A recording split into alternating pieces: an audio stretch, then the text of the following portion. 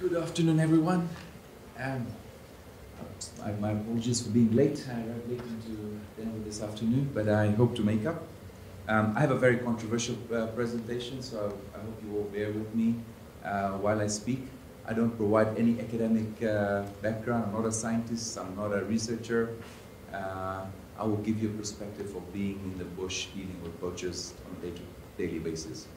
And I'll give you perspective of the rangers that work in the bush on a daily basis that go out to try and combat poaching on the African continent. A little background on myself. I did grow up in Margery and Serengeti National Park. I got my graduate degree at the University of Dar, Salaam. I did my national service. I did 2 active duties, one in Somalia, as you're probably aware, during the Somalia crisis in 1992-93, and then I was in Rwanda after the genocide. It gives you my military background in this perspective. I served, sorry, not served, I keep using the word served because I keep serving right now. But I joined my family business, the safari business, and hence in 2008, I became a little bit more wary of what was going on what was going on in Tanzania. I'm going to share a light video, footage, literally 1 minute. I know I have 45 minutes. But this is, you've just seen that we're conducting an African population census across the African continent. I work very closely with a gentleman by the name of Paul Allen, who works with, was a co-founder of Microsoft and was providing funding for us, and is currently actually working in Tanzania. So it's a great privilege to work with him. I'll get right into it. In 1930, we estimated between 5 and 10 million elephants on the African continent. Today, we estimate there's less than 1%. We have 2 species of elephants. We have the savanna and the forest species. We estimate that 60% of the forest species have been wiped out as we speak. We, in the field, and this is not backed by any science or survey, hopefully next year we will know, but we estimate that there's between 400 and 500,000 elephants left on the African continent. And this is through extensive flying, spending a lot of time on the ground in the bush. Okay. Currently, we're losing between 20 and 30,000 elephants. The figures are slightly higher in 2012-13, but currently we think we're losing between 20 and 30,000 elephants. What was shocking, in my own country, Tanzania, we were losing over 10,000. This is due to the high demand that we're having from China and Southeast Asian countries. I know Grace has spoken about a few things. I'm sorry I missed the presentation, but I'll pick up on where she ended, and I will share my thoughts on it. Okay? After drugs, human trafficking, and arms, the illegal wildlife trade is worth $10 billion on the African continent. Okay. We've lost over 1,000 rangers, approximately 2 a week as we speak.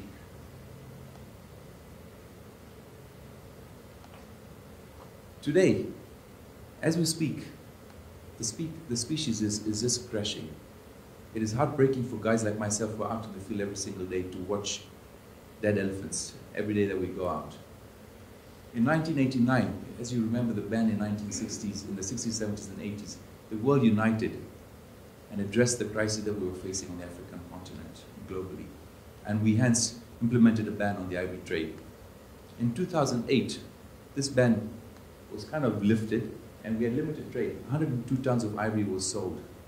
And this is through, and it was before my time, this was through the fact that conservationists believe that, and especially countries like South Africa, through research, through example, through study, that they would put a value to the species, and they could take this money that was deeply needed.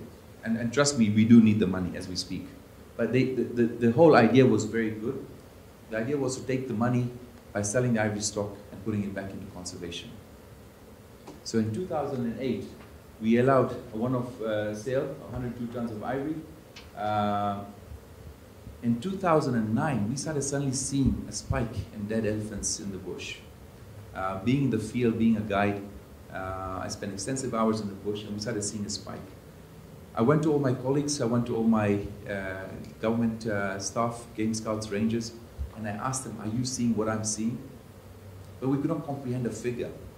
In 2010, I was determined to address the problem. So I started getting reports. And I asked them to photograph, GPS, every single carcass that we could find in the bush. At the end of 2010, we found in Tanzania 7,500 dead elephants. In November of 2010, I went and presented a document to my then minister. It was put aside, it was basically propaganda, malicious, this was not correct. There was a huge drive to ignore what was going on in the bush. In 2011, the figures were even more detrimental. Today in Tanzania, we're very, very open. If you've heard my president speak, if you've heard my minister speak, I'm also, by the way, a technical advisor to the Ministry of Natural Resources and Tourism. So I do spend a lot of time with the government, advising them on issues on a daily basis. Corruption at all levels, and we do not deny the fact that we have corruption at all levels. You know, one of the biggest problems is the very game scouts that were actually responsible for these reserves were actually involved in the poaching crisis.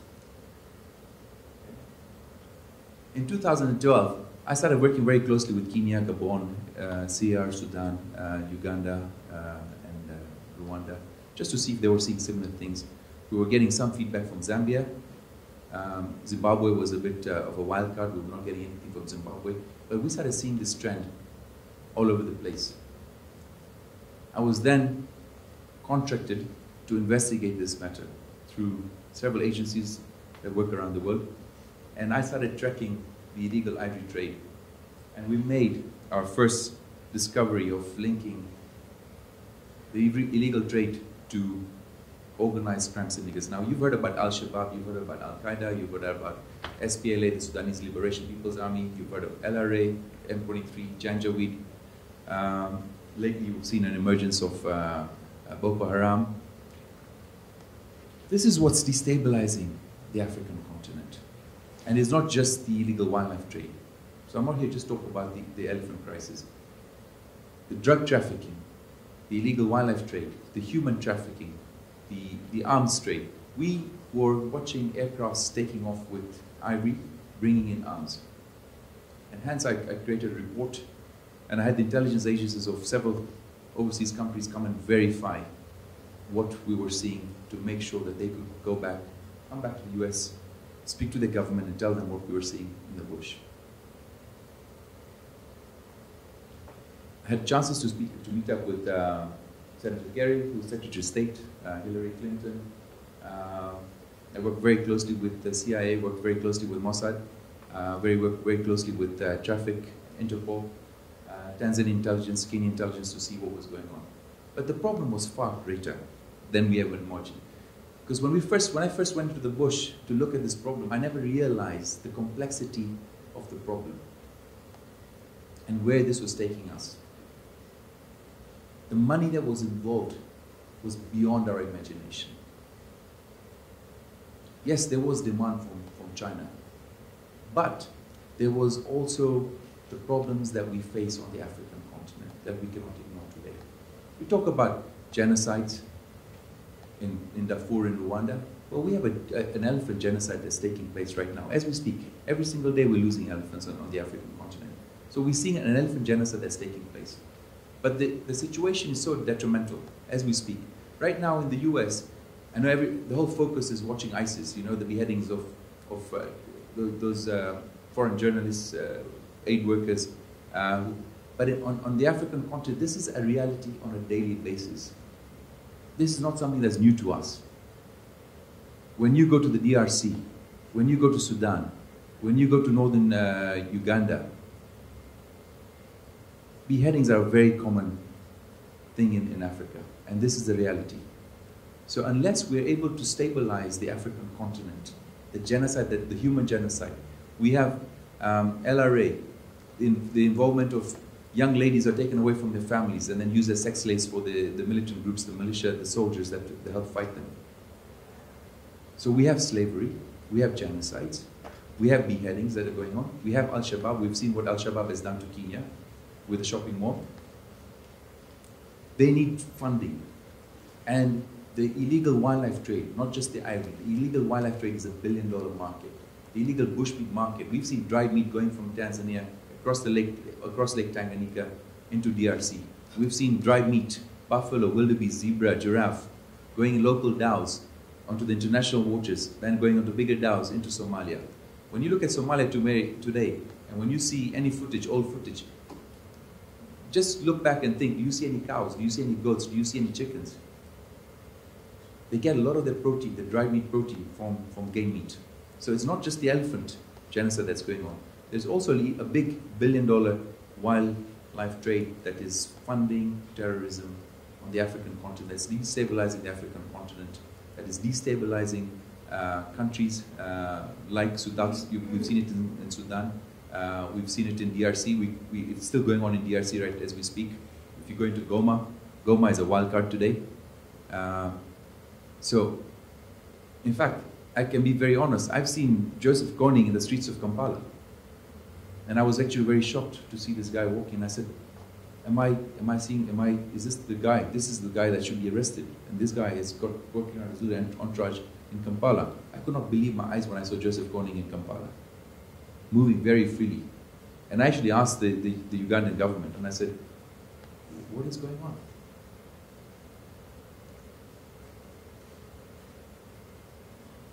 I know globally there's a huge drive out there to educate, to create awareness. We have Wild Aid.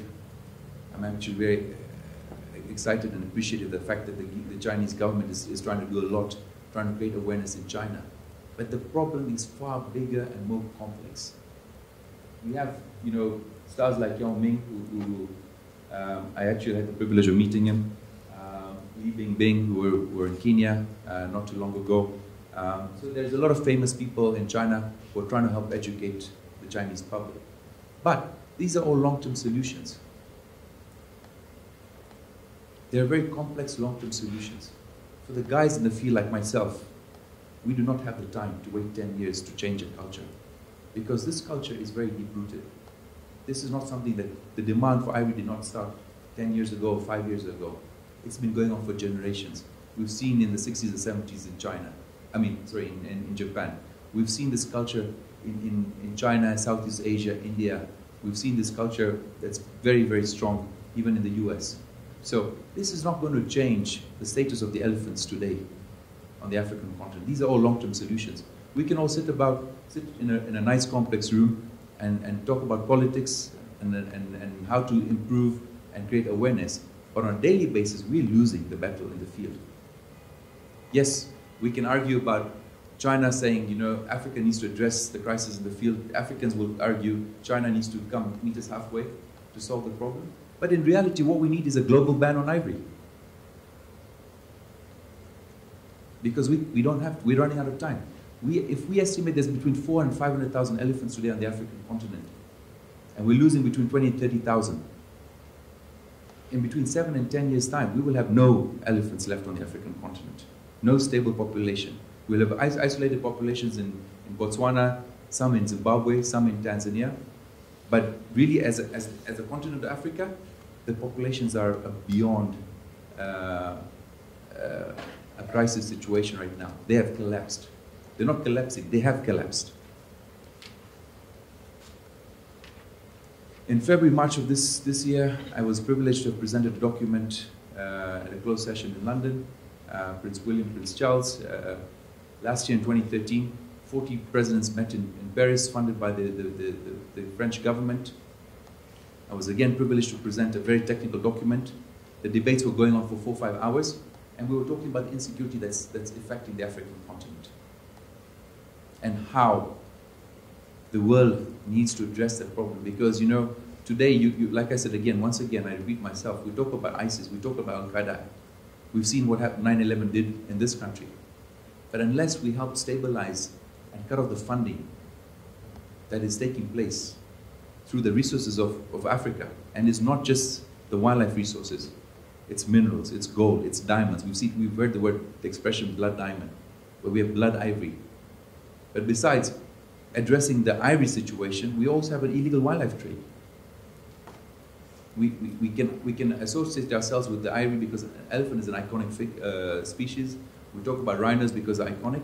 But what people do not realize is that we're also losing our wildlife at a faster rate. Today, we estimate in Tanzania alone, my country, that 50% of the wildlife resources, plains game species have collapsed. And if we continue another 10 years like that, we will lose another 50%. That means we'll have 25% or 50% that's remaining. Symbol of wealth, ornamental trophies, exotic bushmeat. For a long time, people believed that, this was just Tanzanians, poor Tanzanians going into the bush. And that's what we believed. And today when I go on a patrol, I'm not trying to catch the poor Tanzanian. A Tanzanian lives on less than $1 a day, a family of 5. In the evenings, the families decide that which parent is going to have a meal so that they can feed their kids. What Sarah shared with you, those kids at the Panda Center, what brings them there? Why they look so excited? It's that meal. In Africa, not just Tanzania, a lot of families can only afford one meal a day, a very simple meal. So whilst there's a demand and there's a market, not just from China, from the world, there's always going to be a poor guy who needs to go out. Because I remember in 2013, when I went to CITES with then Minister Kagasheki, we were looking at about $400 a kilo in the bush. Today, in Tanzania, we're looking at something like between $800 and $900, up to $1,000 a kilo. In 2013, the kilo of ivory was selling for about $1,500 in the wholesale markets in China. Today, we estimate that it sells for between $5,000 and $6,000 a kilo in less than 18 months. Yes, there's been a lot of awareness that has really helped. There's been huge seizures that has really helped. There's been crushings in Hong Kong, in Paris, in Denver. That has really helped. But what has happened is, since we're taking the ivory out of the market, it's driving the price of ivory up. And if it's driving the price of ivory up in Tanzania, I imagine it's driving the price of ivory up in China.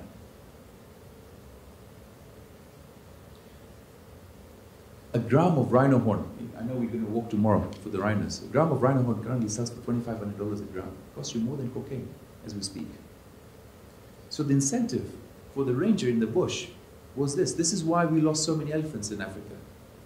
When you think of families that are living on less than $1 a day, for every one guy, and I use the name Juma Hamisi, these are common names in Tanzania. For every one guy that we catch, there's 10 guys, 20 guys waiting to go out. And they're not poachers. Some of the people that we catch, we actually feel really sorry for. I know countries have adopted shoot-on-sight policy. Yes, Tanzania has a policy as well. But it's not our intention to go in the bush to shoot people. It is our intention to go there, to educate them, to help communicate with them, and they become part of the conservation process. We do run into unfortunate situations, and there is loss of life, not just on our side, but also on their side. And the casualties are far greater than are being shared with you. I know what the casualties in Tanzania are, but we don't, as a country, we don't talk about it. But our casualties are far greater than 1,000 people over the last 10 years. We have huge casualties. And actually, I've been involved in gunfights where I've had casualties as well. So the figure is far greater. So we're not just talking about an elephant genocide. We're not just talking about militant groups that are destabilizing the African continent. But we're also talking about loss of life, of innocent people. Not just rangers, who put their lives on the line every day to go and protect the species. But sometimes we run into an individual that is so scared that out of fright that he might let off a round and shoot back at you, and we're forced to shoot back, and he may end up losing his life. And then we find out that the poor man can barely afford to feed his family of 5. And what brought him out to the bush was a pure drive where he could feel that if he could make, even say $500 a kilo, and an elephant tusk weighs, say 20 kilos, depending on the size, that financial incentive to educate his family, that incentive to provide a better living for his family, to put food on the table for his family, sends a lot of people out in the bush. So you have to look at that perspective of things. We've had quite a few seizures. We've had a few seizures in Mombasa, in Dar es Salaam, in Zanzibar. You know, it's actually nice to see the seizures because we try and take the ivory files off. When we as guides, as rangers in the bush have such seizures, we get very, very excited. When we're able to provide intel information, it's not the poor guy that we're after again. It's the guys, the cartel, the ringleaders, the guys in the cities who are buying the ivory stock, the guys who are helping containerize the ivory stocks, the guys who help go through customs, the government official that helps process the paperwork. That's who we are after. We're after the shipping lines and the guys who are receiving it on the other end, so that we can trace the trade. Because that's where the problem is. You can see the hotspots. East Africa has been a huge hotspot. We've had some, you know, in the West Africa, we've seen a little bit coming out of South Africa. You can see the main markets: Sri Lanka, Philippines, Malaysia, all those ports. We've certainly seen a little bit of a spike coming out of North Korea right now. I'm able to share that information with you. But we've certainly seen some activities on the North Korean side. A couple of these operations I was involved with. Through the agencies, we will put tracking devices on some of these because we let them go. One of the things that we do is when we get a seizure, is we try and put a tracking device, conceal it so that we try and see where this is leading to, especially if it's a big consignment. And these hopefully help. But united, we can. We can stop this.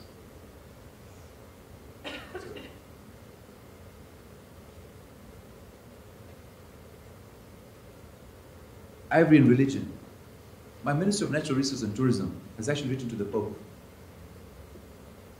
seeking an audience so that he and I can actually present a technical, comprehensive document to the Pope, hoping to seek the Catholic Church and hoping that they will stand by us in asking for a ban on ivory.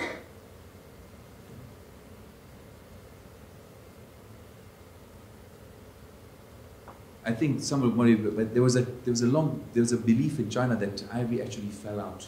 You know, people walked in the bush and they collected ivory, which was not true. This has changed over the last 3-4 years through lots of education and awareness in China, and this myth is being addressed right as we speak. I know Grace is doing a wonderful job up there, and the team that's working in China. But you can see there's a middle and upper class. Today everything is made in China. A lot of the things that we buy in Tanzania, in Africa, made in China, in Europe.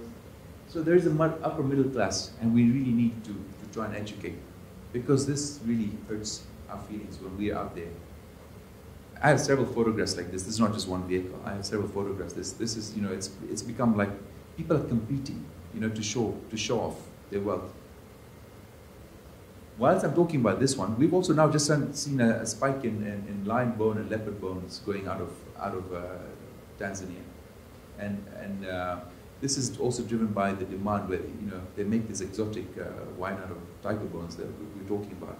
But when they're running out of tiger bones, the demand for lion bones are beginning to creep in. Now, elephants are very, very social animals, as you know. They're just like humans. And the matriarch plays a huge role in that family. But what has happened over the years is we've identified, we've shot the big males, then we shot the big females, then we went down and then we shot the young males with, you know, some ivory, the 10, 11-year-olds, then we shot the females. So what we're finding in the bush today as we speak is that we are not seeing a lot of adult elephants. Yes, you will have isolated populations in Kruger National Park, in Chobe National Park, in Mana Pools, but that does not represent the status of the species on the African continent. And today would be wrong for us. My biggest argument with South Africa would be wrong for us to try and speak for the status of a national park or a species, where we need to look. We need to look at the bigger picture. We need to address the problem on the African continent. Yes, we may have elephants starving in some of the parks in Zimbabwe. We may have some elephants starving in Botswana and Chobe National Park. But does that represent the elephant population on the African continent? No, because the species is in extinction right now. the matriarchs play a huge role. What we're seeing, and at the end of this presentation, I'm going to share two very graphic photographs with you, which I've personally been involved with. I think I would like to share those with you, and may upset some of you. But the matriarch plays a huge role. She guides her first daughter, her daughters, into taking the bush, showing them corridors, where to go in the dry season, where to go in the wet season, what to forage on, you know, where to go in stress. It brings stability in the elephant herds. When you start losing the matriarch females and the oldest daughter, you suddenly have all these young elephants who become undisciplined. They become aggressive, they become unsupervised, they suffer from trauma, they're very, very stressed, so they become totally dysfunctional. And we've seen evidence of this. I mean, I've spent extensive time in one of the biggest game reserves in Tanzania, the Selous Game Reserve. Now, while I'm talking about the Selous Game Reserve, I have the figure. We estimate the Selous Game Reserve had 70,000 elephants. When we conducted an elephant population census, we only have 13,000 elephants left. That's just over 40% of our elephant population. And those figures are not based on hearsay. We've done a census, this is what we've seen. But 3.5 years of extensive flying in the Selous Game Reserve, GPSing and photographing elephant carcasses. You know, in 2012, October 2012, Tanzania made the biggest mistake in their life. They made an application to CITES to sell its elephant ivory stock. And I'll shock you how much ivory we have sitting in our warehouse. I was very disappointed with the then minister. I said, you know, when you came into office in March, you appointed me as a technical advisor. Against all the advice that I've been giving you, I said, you still made the decision to approve an application to CITES. I said, do you know how detrimental this is going to be? He did not understand the complexity of the problem. 1 week before, to the 15th of December, he and I did not tell anybody. I actually spent, just the two of us, spending hours. We spent 4 days from morning to evening flying over the Selous Game Reserve. Except for the place we were landing our aircraft, that's the only game scout that knew who we were. And I started showing him all the carcasses. On the 22nd of December 2012, I was invited to speak with President Kikwete. My minister went and told President Kikwete, this is the reality. And he says, you know what? Our guys are not telling us the truth. Our director of wildlife was fired. We suddenly had a new director of wildlife.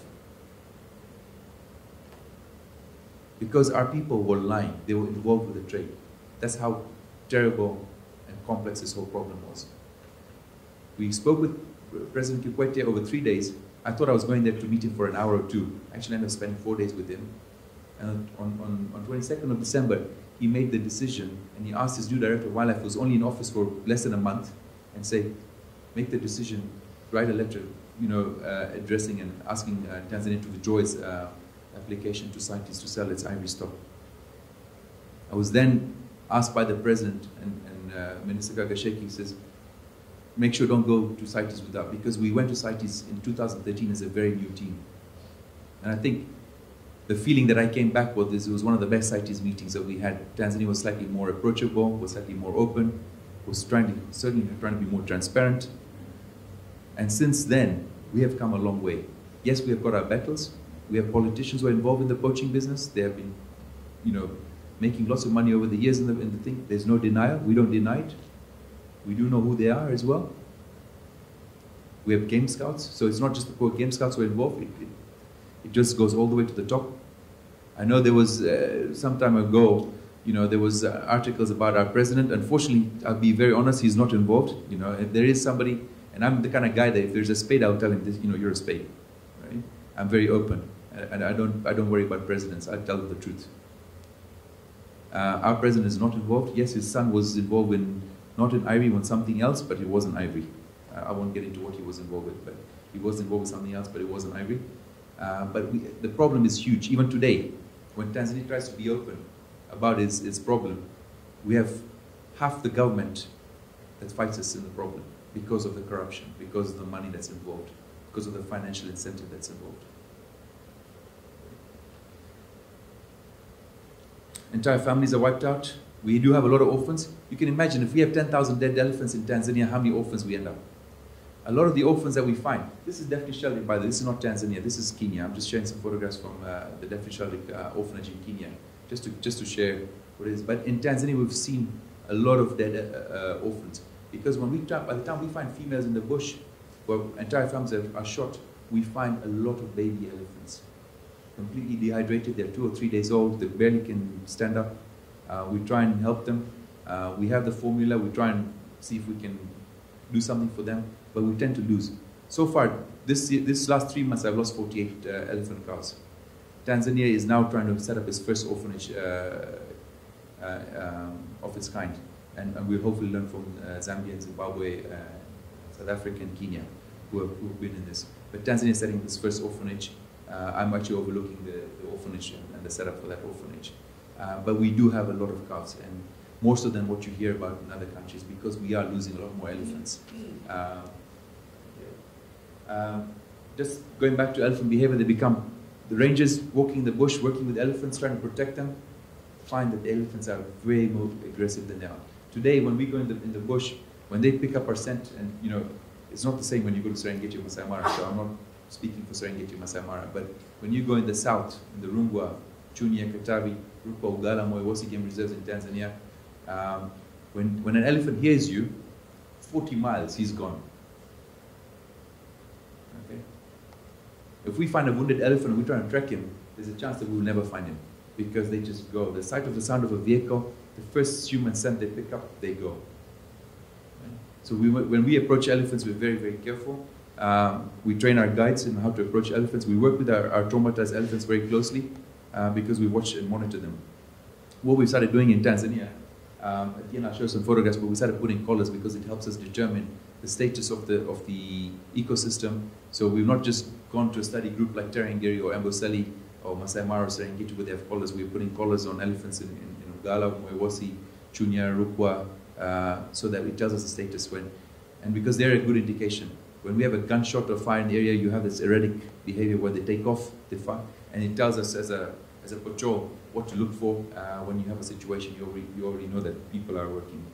But you know, besides gunshots, you know, you've seen people poisoning water holes. You've seen elephants in Zimbabwe where they're going. This is very common. They use cattle lip, they use cyanide to poison water holes. So you're not just losing the elephants, you're losing everything that drinks at the water hole. You find carcasses that are poisoned. You have vultures, lions, jackals, hyenas that consume those dead carcasses will all die. So you go into an area and suddenly it's very quiet. And sometimes, you know, it's sad because I grew up in the African bush, and it's always nice waking up. And those of you who've been to the African bush, it's always nice waking up to birds calling and chirping and stuff. There are times when you go in the bush, you don't even hear a bird, and it tells you something else. It's silent. You don't hear it.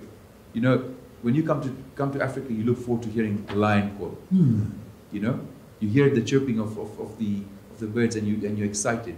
When you go to a lot of these game reserves, you hear nothing. It's quiet. It's silent. It's like there's a code of silence. That nobody talks, nobody speaks, nobody chirps. And you know, so we've seen a huge change in the behavior of the species. Like I said, I'm not a scientist, I'm not an academic person studying, but as guides, as rangers out in the bush, we're seeing a huge change in the way that our animals are behaving right now. Okay? Elephants are very important to forest species because they're not just a forest species. We have, you know, they're the biggest seed dispersal agents, and the health of our forest ecosystems are very dependent on elephants. Some of you may have seen a marula tree. I use that as a good example. This fruit, so there's been some YouTube videos on it. You consume too much of it, it ferments in your system, you get a little, you know, and when it passes through the digestive system of an elephant, it actually helps grow, you know, the plant. So, you know, they play a very important vital role in a forest and also keeping a balance in the ecosystem. Okay. Crisis in Tanzania. We're losing over 10,000 elephants. Yes, the figure has come down lately. Of late, 2014, we're going to see less dead elephants in 2014. But on average, we were seeing about 10,000 dead elephants a year. That was approximately 30 elephants a day. Now, there are days when we see 30 elephants, but there are days where we've seen up to 70, 80 carcasses, fresh carcasses a day. Okay? We have them GPS, we have them photographed. And that's how we determine the numbers. They're not just fictitious numbers, they're not just numbers that are there to confuse international organizations or media or something. These are physical carcasses that The carcass is maybe far greater than what we've seen, but this is what we as rangers, as guides, see it in the bush. Talking about the Sulu Game Reserve, I've said we've gone from 70,000 elephants to 13,000 elephants. In Ruaha National Park, we're about 20,000, but the areas western Tanzania, we've seen Ugala completely collapse, we've seen Moyawosi completely collapse in their numbers. And we're doing a census in Tanzania. Tanzania at one time had the largest population of elephants, bigger than Botswana. Today, Mr. Paul Allen, I spent 3 days with him on his recent trip to Tanzania, and he asked me, Pratik, so what do you think is going to be the final number of Tanzania? And I said to Mr. Allen, without being too sort of kind of being conservative, I said, you know, if Tanzania gets 70,000 elephants, I wish we have 100,000 elephants, but I said, I don't think we have more than 60, 70,000 elephants left in Tanzania, because we're not seeing them. Not in the field, not from the air. And we fly extensively the areas, and we cover the areas with patrols. We do transects, just to give you how we determine. So we have an aircraft that flies, and we have 3 vehicles with 18 game scouts. So the aircraft works with each vehicle in a transect, so that we try and cover enough ground. And it takes a very trained eye. So we know it's not really an aircraft we're flying microlights and Bathawks and Bantams that you may have seen. But you know, I think the best way to relate to them is microlights are very slow. They're cheap, they're easy to maintain. Yes, it exposes us when you're flying because you're open to AK-47 gunshots. But what happens is you work with a team of 18 with 3 vehicles with the aircraft, and you cover 1,000 square kilometers very quickly. And it takes a very trained eye to look from the air and tells the units down there, says, go look in that area, I think there's something wrong up here. Okay? So we cover the areas very extensively to give us an indication of what we're really seeing on the ground. So it's not a 182 or 172, which is a slightly faster aircraft, we're just skimming through. It's a very slow, tedious process using a microlight. You can literally ride on top of the areas for a long, long time. And we can spend a lot of time looking at the ecosystems. Impact on tourism. 17.5% comes of the GDP of Tanzania comes from wildlife, tourism. People don't come to Tanzania to sit on the beach. Americans don't come to Tanzania to sit on the beach. They can go to South Cancun, Mexico, you know, Jamaica, whatever it is. Yes, we have the European beach market that comes to Zanzibar, but our economy depends on our wildlife.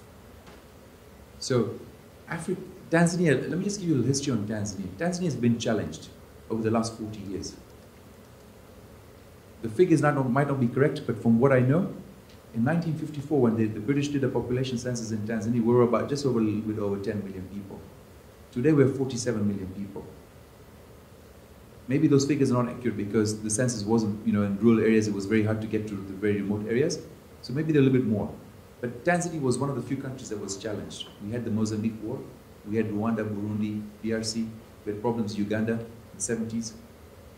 Of late, we had problems in Kenya, we've seen Somalia, we've seen Ethiopia, we've seen South Africa during the apartheid years. You know, ANC's home was Tanzania. And then, hence, we had people from Namibia and Angola as well in Tanzania. So a lot of people made Tanzania home.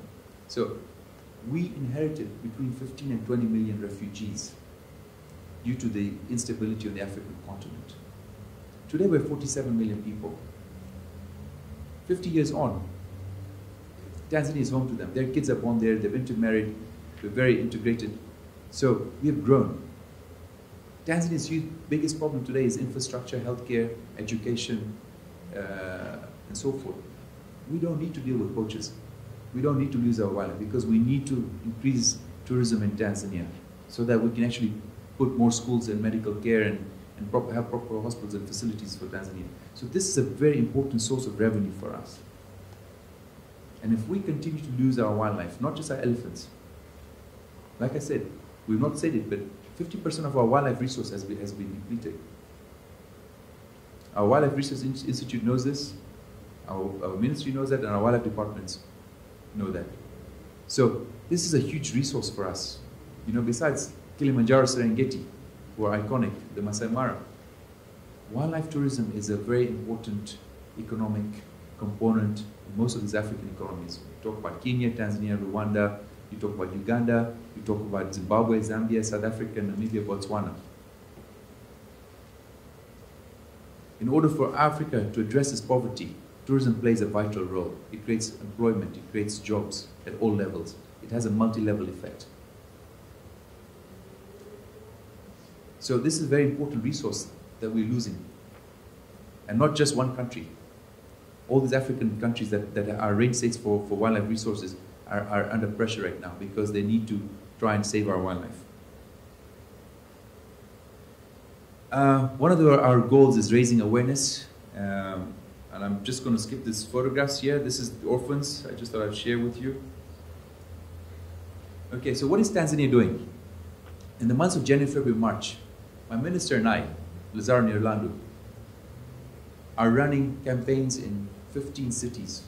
We're basically walking, like the walk we're going to do here tomorrow. We're walking in 15 cities around Tanzania, getting schools on board, having concerts at the end of the walk, getting the public behind us. So every media house, newspaper, radio station, social forum that, Facebook, we're using all these mediums to try and communicate with Tanzanians so that Tanzania is aware. The good thing is, Tanzania is very aware of what's happening. So we just want to address this at a bigger level. And we want the world to participate and join in, just to show how serious we are in Tanzania about conserving our wildlife. Last year I walked 670 kilometers from the city of Arusha to Dar es Salaam, creating awareness. Next year, my minister and I I'm going to make sure that he walks the full way. He doesn't cheat halfway and decides to disappear for a meeting and then come back after a few days. But we're walking from central Serengeti to Arusha, 350 kilometers over 20 days. And the idea was to engage every tourist vehicle during our high season to appreciate what it takes to keep our wildlife alive. So there's a huge drive within Tanzania to educate. We're giving out free t-shirts, we're giving out hand wristbands, armbands, caps. They have, we're promoting local artists so that they can actually, we have rap artists, guys singing songs of wildlife, Bolingo music, which is West African music, just to make it a bit of a social event at the end. So after the walk, the public can actually go and have fun and think about what's happening. It's all free. This is all paid for. Okay, so we're creating a huge awareness this next year as Tanzania over 3 months. We start off 15th of January and we'll hopefully be done by the end of March. So we're doing a mass campaign within our own country. I know the First Lady of Kenya has already spoken to me and she said, Pratik, I'm coming. I know Paul Kagame, President of Rwanda, probably said, well, when are you coming to Rwanda to walk from Kigali to Ruhengeri for our gorillas, So we're getting more and more requests. I know lots of ministers. The Minister of Uganda is currently in the US speaking for a whole month. I'm in the US speaking for a whole month. My minister was here for 2 weeks. He just left after the UN summit in New York. That went really well. So there's a huge drive by the African countries to create awareness here of the flight of the elephants. Challenges. These are just some of them. By the way, that's my minister. That's him there in the middle, next to me there. And that's the Lembele, who's the head of the parliamentary committee. So you can see how committed we are in trying to create awareness. That's the walk. We need to find short-term strategies and we need to find long-term strategies. The long-term strategy is to create awareness, the kind of awareness that we're talking about. Speaking out there, educating countries, helping change cultures, and the demand for ivory. But does Africa have the time? If we're losing this time next year in Africa, we'll have lost another 20,000 elephants, maybe more. If they come up with a figure of 450,000 elephants, and if we start losing between 20 and 30,000 elephants a year, this time next year we're going to lose another 30,000 elephants. We don't have the time. The world needs to unite and support a ban. The challenges that we face is Africa is divided. We amongst ourselves are divided.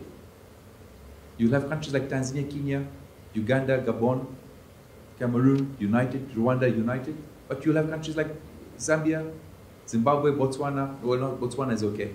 I shouldn't mention, but Namibia, South Africa, who will not want a ban. In fact, I was very disgusted at the CITES convention, and I just recently saw it again. South Africa presented a proposal to legalize the trade on ivory horn.